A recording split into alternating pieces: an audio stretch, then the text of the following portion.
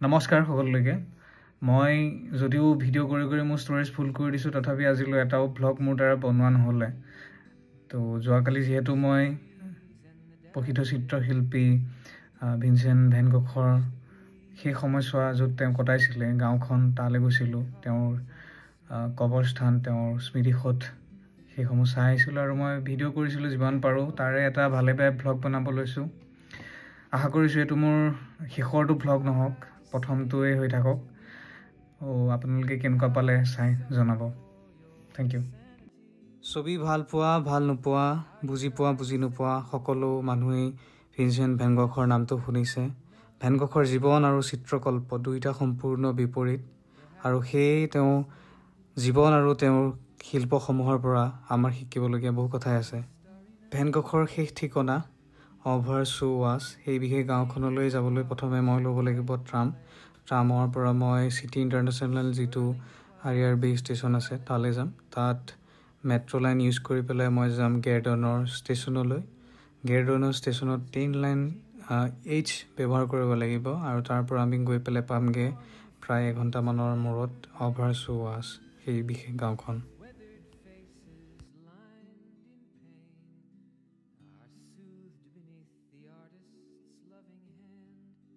আৰু এইটো হৈছে মোৰ ট্ৰাম ষ্টেচন মছৰি ইয়াত বেছিকৈ পাব্লিক ট্ৰান্সপৰ্টেশ্যন ৰাজহুৱা পৰিবহণ ব্যৱস্থাই বেছিকৈ ব্যৱহাৰ কৰা হয় ইয়াত এটা ভাল লাগে যে মেট্ৰ' কাৰণে গাড়ীৰ কাৰণে চাইকেলৰ কাৰণে খোজকাঢ়িবৰ কাৰণে বেলেগ বেলেগ ৰাস্তা আছে লগতে ষ্টেচনসমূহ গছসমূহ খুব ধুনীয়াকৈ ৰখা হৈছে আমাৰ তাত ট্ৰাম ব্যৱস্থা নাই কলকাতাত আছিল যদিও বন্ধ হ'ল ট্ৰামৰ মাজেদি গৈ থাকি বাহিৰৰ মানুহৰ অহা যোৱা জীৱন চাই গান শুনি গৈ থাকি ভাল লাগে আৰু আপোনালোকে দেখি থকাটো হৈছে মোৰ ৰেজিডেঞ্চিয়েল এৰিয়া ইয়াতে মই থাকোঁ ইয়াত বিভিন্ন আন্তঃৰাষ্ট্ৰীয় শিক্ষাৰ্থীসকল থাকে বেলেগ বেলেগ দেশৰ বেলেগ বেলেগ হাউচেছখিনি ইয়াত আছে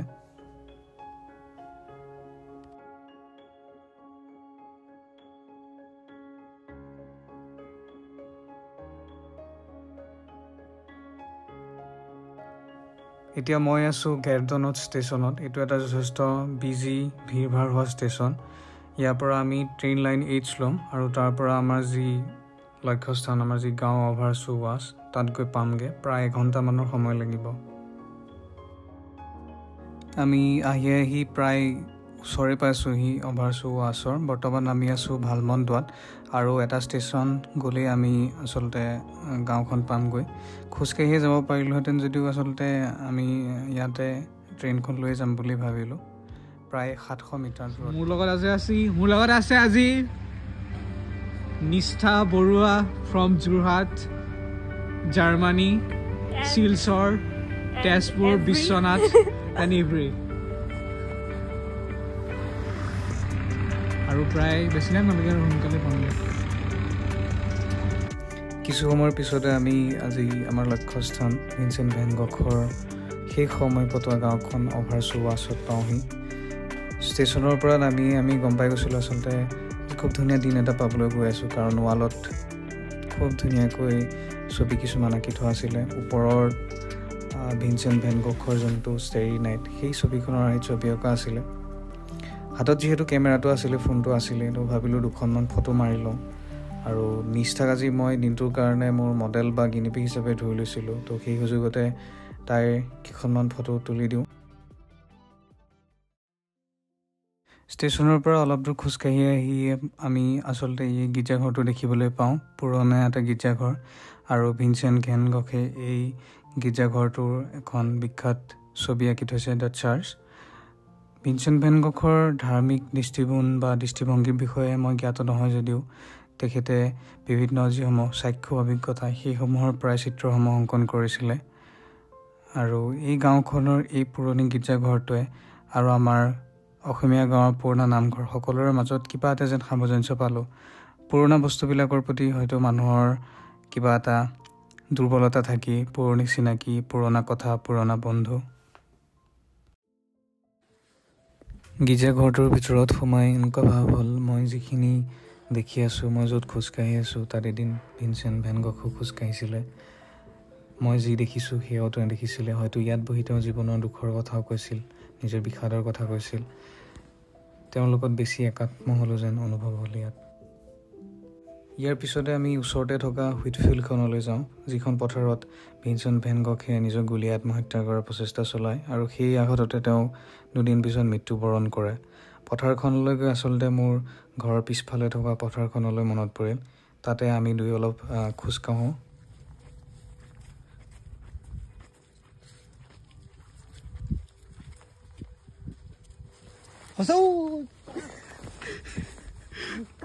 কৈছিলে সেইফালে যাব, বন থকা ফালে দিছোঁ।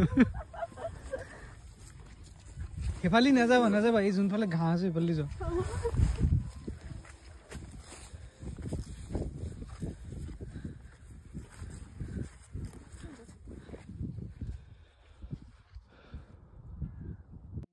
এই পথাৰখনকেই ভিনচেণ্ট ভেন গঘে বাছি লৈছিল নিজৰ জীৱনৰ শেষ সিদ্ধান্তটো ল'বৰ বাবে। লক্ষ্যধৰ চৌধুৰীদেৱে কৈছিল, জীৱন জুখিবা হাঁহিৰে চকুলোৰে নহয়, বয়স জুখিবা বন্ধুৰে বছৰে নহয়। ভিনচেণ্ট ভেন গঘৰ জীৱনত হাঁহিও নাছিল, বন্ধুও নাছিল। তেওঁ নিজৰ অস্তিত্ব আৰু নিজৰ জীৱনৰ অৰ্থ বিচাৰি লৈছিল নিজৰ শিল্পৰ যোগেদি। শিল্পৰ যোগেদিয়ে তেওঁ পৃথিৱীখনক নতুনকৈ চাবলৈ শিকিছিল।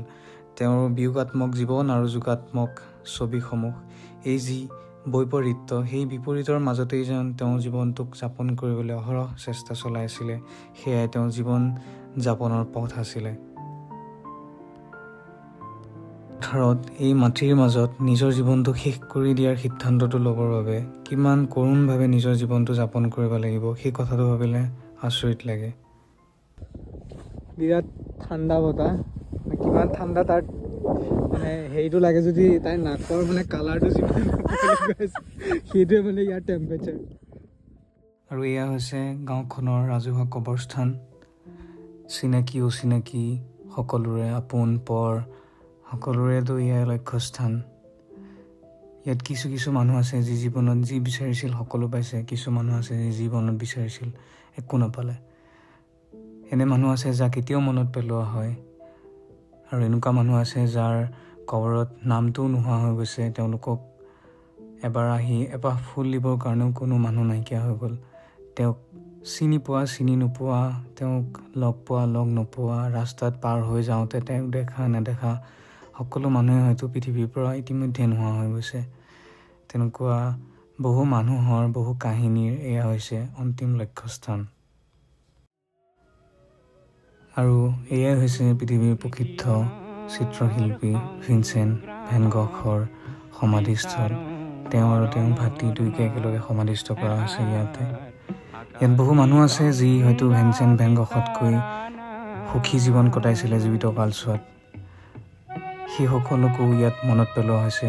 আৰু ভিনচেণ্ট ভেন গঘ যি জীৱনত একো নাপালে, তেওঁকো ইয়াত একেলগে মনত পেলোৱা হৈছে। বহু মানুহ আহিছে যি ভিনচেণ্ট ভেন গঘৰ কবৰৰ লগত ফটো তুলিছে, তলত কেপশ্যন দিছে টম দি ভিনচেণ্ট ভেন গঘ। যিগৰাকী ব্যক্তিৰ জীৱনটো এটা সমাধি আছিল, সেই ব্যক্তিগৰাকী সমাধিত এতিয়া মানুহৰ ভিৰ হয়। সেয়াই হয়তো সময়, সেয়াই হয়তো জীৱন, সেয়াই হয়তো শিল্প। ভেন গঘৰ সমাধিস্থলৰ পৰা ওলাই আমি অলপ খোজকাঢ়িবলৈ ওলাই যাওঁ। গাঁওখনৰ ৰাস্তা ঘাটবিলাকৰ লগত চিনাকি হ'বৰ কাৰণে খুব ধুনীয়া ধুনীয়া সৰু সৰু ঘৰ কিছুমান আমি দেখোঁ।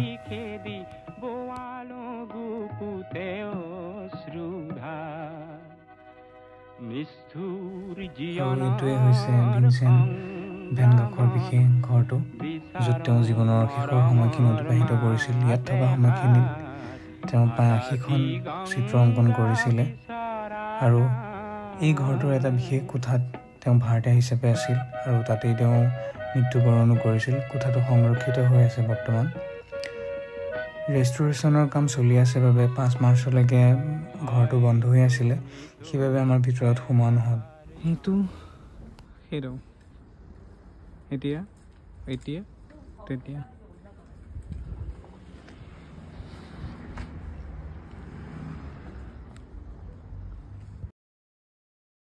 তাৰ পৰা আমি উভতি আহিছিলোঁ। আমাৰ যাবৰো প্ৰায় হৈছিলে। তেনেতে দেখিলোঁ যে ওচৰতে এটা কিতাপৰ বুক ষ্ট'ৰ আছে, এখন লাইব্ৰেৰী যেন দেখিলোঁ আমি। সোমাই গ'লোঁ, বাহিৰৰ পৰা যদিও সৰু যেন দেখিছিলোঁ, ভিতৰত গম পাইলোঁ যে নাই নহয়, এইটো যথেষ্ট এটা ডাঙৰ বুক ষ্ট'ৰ, এটা ডাঙৰ লাইব্ৰেৰী। ভিতৰত এটা কিতাপৰ পৰিৱেশ ৰখা হৈছে। যদিও মই বৰ্তমানলৈকে ফৰাচী সাহিত্যৰ কিতাপ পঢ়িব নোৱাৰোঁ, তথাপি কিতাপৰ মাজত থাকি এনেকুৱা লাগিছিল যেন কিয় মই আজিলৈকে কিতাপ পঢ়া নাই, মই কিমান পঢ়িব বাকী আছে এতিয়াও। আৰু এটা কথা ক'ব লাগিব, ইয়াত অসংখ্য এনেকুৱা ধৰণৰ বুক ষ্ট'ৰ দেখিছোঁ, শ্বেক্সপিয়াৰ এণ্ড কোম্পানীৰ পৰা আৰম্ভ কৰি, য'ত এটা পৰিৱেশ তেওঁলোকে গঢ় দিয়ে, য'ত সোমাই যোৱাৰ লগে লগে কিতাপৰ প্ৰতি ভালপোৱা এটা নিজে নিজে গঢ় লৈ উঠে। কিতাপ নপঢ়া ব্যক্তিও কিতাপ পঢ়িবলৈ ল'ব, যিটোৰ অভাৱ মই ভাৰত বা অসমত অনুভৱ কৰিছিলোঁ।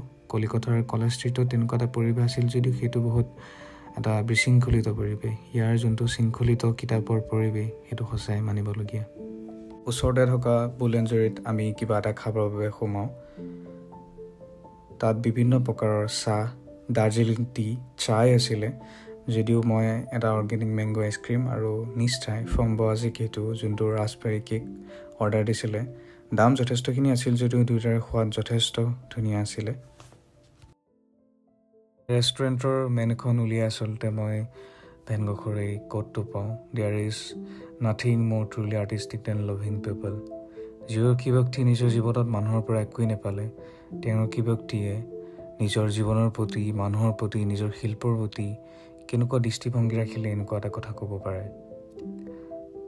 আচলতে কথাষাৰি যোগাত্মক যদিও ক'ৰবাত যেন ইয়াতো এটা একাকিত্বভাৱ, এটা নৈৰাশ্যবাদ সোমাই আছে তেওঁৰ অকলশৰীয়া জীৱনৰ। ইয়াৰ পিছৰখিনি আচলতে ভিডিঅ' কৰা নহ'লে, আৰু মই বুজি পাইছোঁ আচলতে এনেকৈ ভ্লগিং কৰাটো কিমান বেছি টান হয়। আৰু বিশেষ একো নাছিলোঁ ইয়াৰ পিছত, যিহেতু সন্ধিয়া হৈ আহিছিলে, আন্ধাৰ হৈছিলে, আমি উভতি আহিছিলোঁ পুনৰ ট্ৰেইন লাইন 8 লৈ পেলাই। আমাৰ ভোক লাগিছিলে অলপ, কাৰণ দিনটোত বিশেষ একো খোৱা হোৱা নাছিলে। ৰেষ্টুৰেণ্ট এখনলৈ যাবলৈ লৈছিলোঁ যদিও সেইখন বন্ধ আছিল সেইটো সময়ত। গতিকে ভাবিলোঁ আমি অলপ সময় নষ্ট কৰোঁ। গতিকে ওচৰতে ফ্ৰান্সৰ এটা যথেষ্ট প্ৰয়োজনীয় এটা মনুমেণ্ট, লগতে ফ্ৰান্সৰ ইতিহাসৰ লগত বহুত জড়িত হৈ আছে, নট্ৰ ডাম যোনটো কেথেড্ৰেল, সেইটো আছিলে। আমি তালৈ যাওঁ, তাত গৈ পেলাই দীঘলীয়া এটা লাৰি শাইন। গতিকে আমি তাতে অলপ সময় কটাওঁ লাইনত, তাৰপিছত ভিতৰত সোমাবলৈ পাওঁ। আমি যোৱা সময়খিনিত প্ৰেয়াৰ হৈ আছিলে। নট্ৰ ডাম কেথেড্ৰেল ফ্ৰান্সৰ ইতিহাসৰ লগত বিভিন্ন ধৰণে জড়িত। ইয়াত বিভিন্ন ৰজা মহাৰাজাই পুনৰ নিৰ্মাণ কৰিছিলে। 2019 চনত হোৱা এটা অগ্নিকাণ্ডৰ বাবে ইয়াক বন্ধ কৰি ৰখা হৈছিলে, পুনৰ নিৰ্মাণৰ কাম চলি আছিলে। প্ৰায় এমাহমানৰ পূৰ্বে ইয়াক নতুনকৈ মুকলি কৰা হৈছে। যথেষ্ট পৰ্যটকৰ ভিৰ আছিলে, যদিও ভিতৰতে তেওঁলোকে এটা সুন্দৰ পৰিৱেশ বৰ্তাই ৰাখিছে। তাত অলপ সময় কটাই পেলাই আমাৰ তেতিয়ালৈ ৰেষ্টুৰেণ্টখন খোলা হৈছিলে। গতিকে আমি তালৈ গৈ পেলাই খাই পেলাই মই পুনৰ ট্ৰাম আৰু মেট্ৰ' লৈ পেলাই M10 আৰু RRB লৈ পেলাই মোৰ যোনটো থকা ঠাই চিটি ইণ্টাৰনেশ্যনেল, তালৈ আহোঁ, CIUP। নিষ্ঠাও তেনেকৈ তাই থকা ঠাই এভৰি যায়গৈ।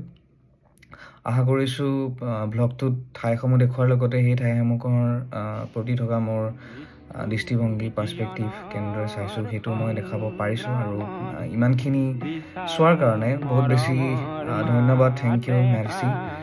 আশা কৰিছোঁ আকৌ যদি কেতিয়াবা এনেকৈ ভিডিঅ' বনাব পাৰোঁ, মই ভ্লগ হিচাপে দিবলৈ চেষ্টা কৰিম। তথাপি ইমানখিনি যোনে যোনে চাইছে সকলোলৈকে মোৰ ফালৰ পৰা ধন্যবাদ, শুভেচ্ছা থাকিলে। Thank U.